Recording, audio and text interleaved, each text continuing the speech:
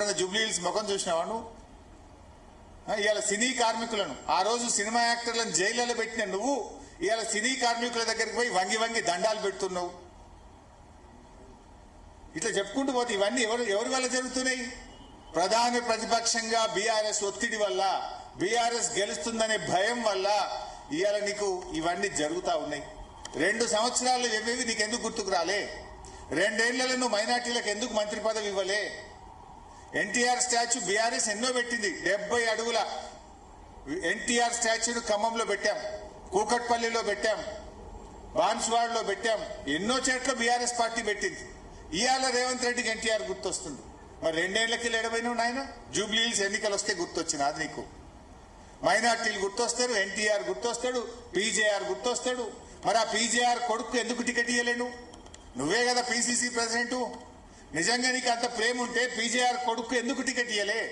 ఇవాళ పీజేఆర్ మీద నీకు ప్రేమ గుర్తొస్తుందా? పీజేఆర్ కు మంత్రి పదవి ఇవ్వకపోవడం వల్ల, కాంగ్రెస్ యొక్క అరాచకం వల్ల ఆ రోజు పీజేఆర్ చనిపోయింది గుండాకి. ఇవాళ నువ్వు పీజేఆర్ మీద ప్రేమ వలకపోస్తున్నావు.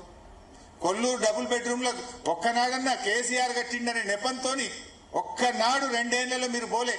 ఇప్పుడు రోజొక మంత్రి పరిగెత్తుతుండు, ఒకళ్ళని కొగలు ఉరుకుతుండు. ఒక ఆయన పోయి దవాఖాన పెడతా అంటుండు, ఒక ఆయన పోయి రేషన్ షాపులు పెడతా అంటుండు, ఒక ఆయన పోయి నేను మున్సిపల్ చెత్త ఎత్తడానికి బండ్లు పెడతా అంటుండు, ఇంకొక ఆయన పోయి అంబులెన్స్ పెడతా అంటుండు. 2 ఏళ్ళు అడిగిపోయింది. This is all done by BRS.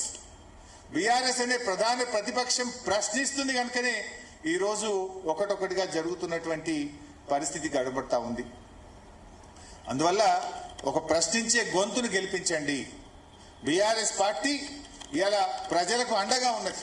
నువ్వు మూసీ పేరిట పేదల ఇల్లు కూలుస్తా అంటే ఆ ప్రజలు తెలంగాణ భవన్కి వచ్చి తమ బాధలు చెప్పుకుంటే బీఆర్ఎస్ పార్టీ కేటీఆర్ గారు, మా శాసనసభ్యులు అందరం పోయి బుల్డోజర్లకు అడ్డంగా నిలబడి ఇవాళ హైదర్ షా కోట గాని మూసి కూల్చివేతలను అడ్డుగా నిలబడ్డది, అడ్డుకున్నది, ఆపింది బీఆర్ఎస్ ప్రభుత్వం.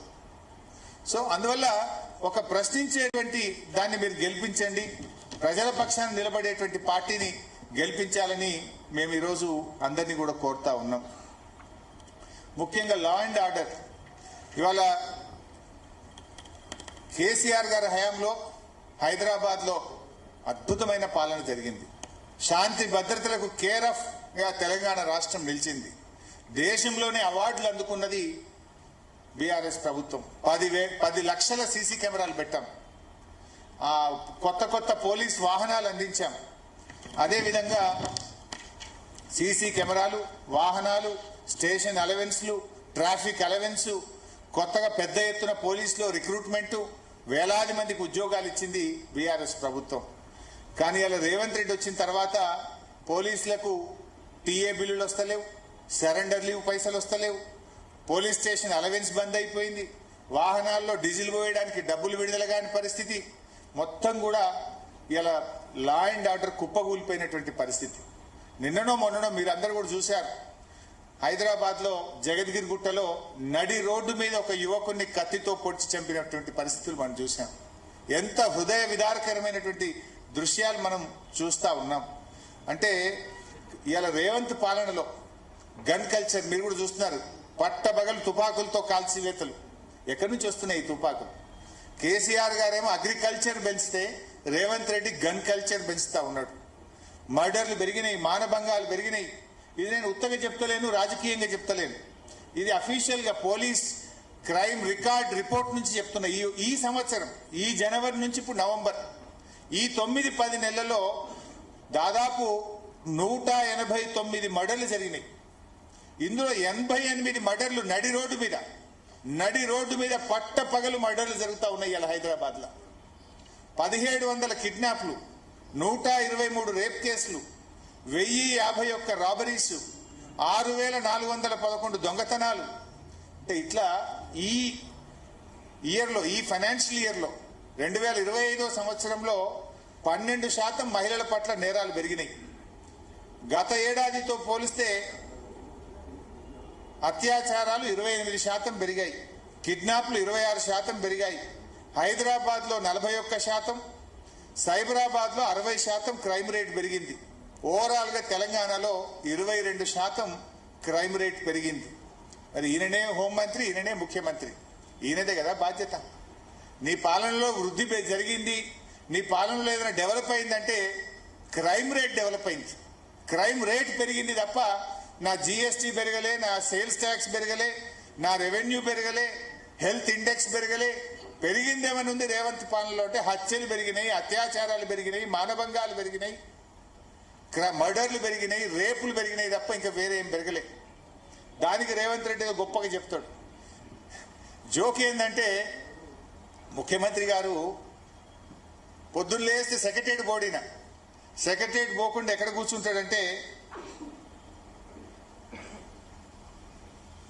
Police station. మన రేవంత్ రెడ్డి గారు సెక్రటరియట్ బోర్డు ఎడ కూర్చుంటాడు? పోలీస్ కమాండ్ కంట్రోల్ రూమ్ లో కూర్చుంటాడు. అయితే జూబ్లీ హిల్స్ ప్యాలెస్ ఏదైనా తప్పది అనుకుంటే పోలీస్ కమాండ్ కంట్రోల్కి పోతాడు. మరి పోలీస్ కమాండ్ కంట్రోల్ రూమ్ లో కూర్చుంటే ఈయన హోంమంత్రి నువ్వే, ముఖ్యమంత్రి నువ్వే. ఏనాడన్నా క్రైమ్ రేట్ ఎందుకు పెరుగుతుంది, మర్డర్లు ఎందుకు పెరుగుతున్నాయి, అత్యాచారాలు ఎందుకు పెరుగుతున్నాయి రివ్యూ చేస్తాడా? పోలీస్ కమాండ్ కంట్రోల్లో ఈయన చేసే రివ్యూ ఏదన్నా ఉంది అంటే కమిషన్ల మీద రివ్యూ చేస్తాడు. ఇంకెక్కడెక్కడ కమిషన్లు పెండింగ్ ఉన్నాయి, ఎక్కడెక్కడ కమిషన్లు తొందరగా రాబట్టాలో కమిషన్ల మీద రివ్యూ చేస్తాడు తప్ప ఈ ముఖ్యమంత్రి ఏనాడు క్రైమ్ రేట్ మీద రివ్యూ చేయడిన.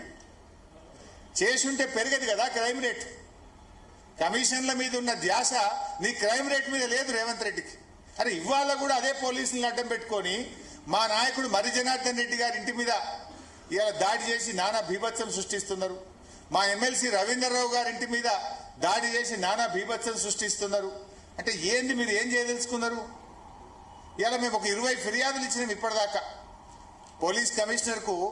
జూబ్లీ హిల్స్ ఎన్నికల్లో ఎంత విచ్చలవిడిగా పోలీసులను వాడుతున్నారు, మా నాయకులను ఏ రకంగా పోలీసులు బెదిరిస్తున్నారు, ఇస్తే యాక్షన్ లేదు. పైగా మా ఇండ్ల మీద, మా నాయకుల ఇండ్ల మీద దాడులు చేస్తాడు. అసలు రేవంత్ రెడ్డి హోమ్ మినిస్టర్ గా you are fail, education minister గా you are fail, municipal minister గా యు ఆర్ ఫెయిల్, ఓవరాల్ గా చీఫ్ మినిస్టర్ గా you are utter fail. Why people should vote you? ఏం విద్యాశాఖ మంత్రిగా 10వ తరగతిలో అంటే స్కూల్ ఎడ్యుకేషన్ లో 67,000 మంది పిల్లలు తగ్గిపోయినారు.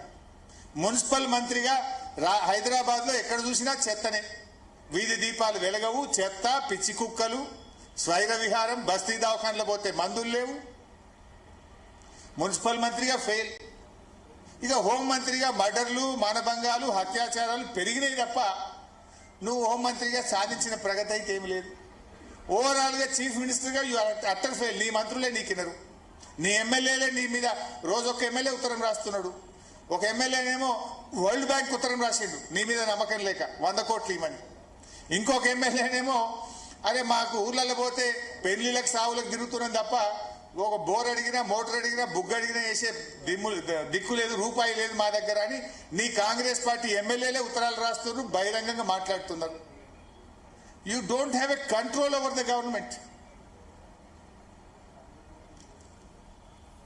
ఈరోజు బీఆర్ఎస్ పార్టీ ఎందుకు ప్రతిపక్షం బలోపేతం కావాలి?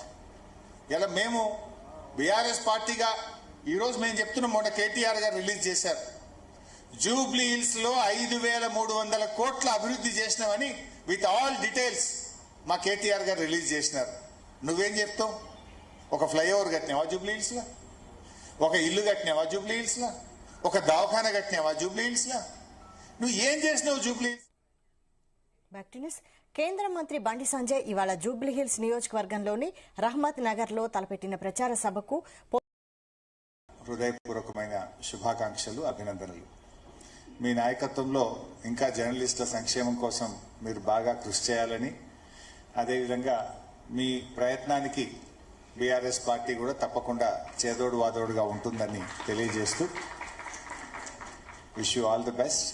అండ్ నన్ను ఈరోజు బీఆర్ఎస్ పార్టీ పక్షాన ఈ మీట్ ద ప్రెస్ కు ఆహ్వానించినందుకు మీ అందరికీ కృతజ్ఞతలు, ధన్యవాదాలు. మిత్రులు రమేష్ గారు జూబ్లీ హిల్స్ గురించి ఎన్నిక సందర్భంగా మాట్లాడమన్నారు.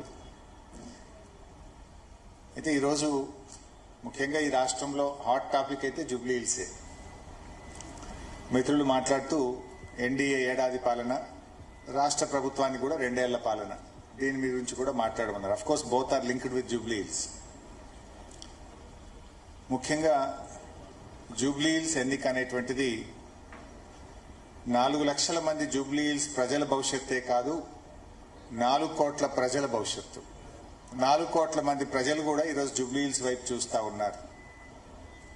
ఈ అరాచక ప్రభుత్వానికి, గ్యారంటీలు ఎగ్గొట్టిన ఈ ప్రభుత్వానికి జూబ్లీహిల్స్ ప్రజలు బుద్ధి చెప్పాలని, వీళ్ళు చెప్పేటువంటి తీర్పుతో రాష్ట్ర భవిష్యత్తు మరికి ఒక కొత్త దిశ ఏర్పడుతుందని చెప్పి ప్రజలందరూ కూడా జూబ్లీహిల్స్ వైపు చూస్తూ ఉన్నారు. ముఖ్యంగా రేవంత్ పాలనలో ఏ ఒక్క వర్గం కూడా ఈరోజు హ్యాపీగా లేదు. అది కార్మికులైనా, పారిశ్రామికవేత్తలైనా, అది ఆటో డ్రైవర్లైనా, టాక్సీ డ్రైవర్లైనా, చిరు వ్యాపారులైనా, అన్ని వర్గాలు కూడా ఈరోజు రేవంత్ పాలనలో ఇబ్బంది పడుతున్నటువంటి పరిస్థితి మనం చూస్తూ ఉన్నాం. అందువల్ల ఈరోజు ఈ రాష్ట్రంలో ఎవరైనా హ్యాపీగా ఉన్నారంటే 4 బ్రదర్స్ మాత్రమే హ్యాపీగా ఉన్నారు. 4 బ్రదర్స్ తప్ప 4 కోట్ల ప్రజల్లో ఇలా అసంతృప్తి ఉన్నది. ఇచ్చిన ఏ గ్యారంటీలు అమలు కాలేదు. ప్రజలకు ఇలా ఒక బ్లాక్మెయిల్ రాజకీయం రాష్ట్రంలో చూసినట్టయితే ఒక అరాచక ప్రభుత్వం రాజ్యం వెళ్తున్నటువంటి